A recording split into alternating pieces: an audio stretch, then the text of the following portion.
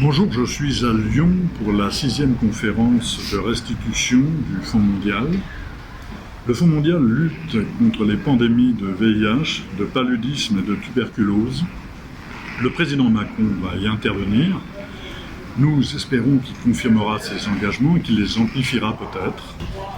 En octobre 2018, je me suis rendu à l'invitation des Amis du Fonds mondial à Nairobi au Kenya pour constater l'ampleur de la pandémie de ces 3 maladies. Il s'agissait alors d'apporter notre soutien aux populations les plus touchées. Et la chose était entendue de façon transpartisane dans la délégation parlementaire qui m'accompagnait.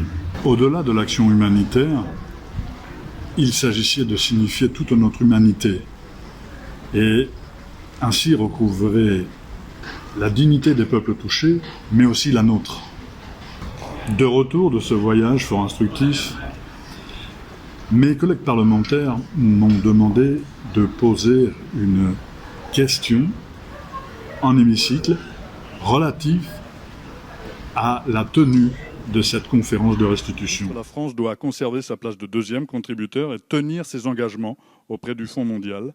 Nous souhaitons que la France, qui n'a jamais accueilli la conférence trisannuelle des donateurs du Fonds mondial, l'organise en 2019, année où elle présidera le G7. Y êtes-vous favorable? L'idée était de demander que cette conférence se tienne effectivement en France. C'est le cas, j'en suis ravi, mais surtout de demander que la France soit consciente des enjeux de cette lutte contre ces pandémies et qu'elle continue d'œuvrer comme elle le fait. La France doit être à la hauteur de ces enjeux. Chaque année, 800 000 personnes décèdent du sida et 37,9 millions sont toujours atteintes de ce virus.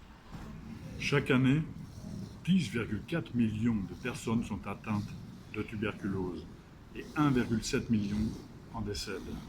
Un enfant de moins de 5 ans meurt du paludisme toutes les 2 minutes. Le Fonds mondial joue un rôle crucial dans les pays en développement atteints de ces pandémies.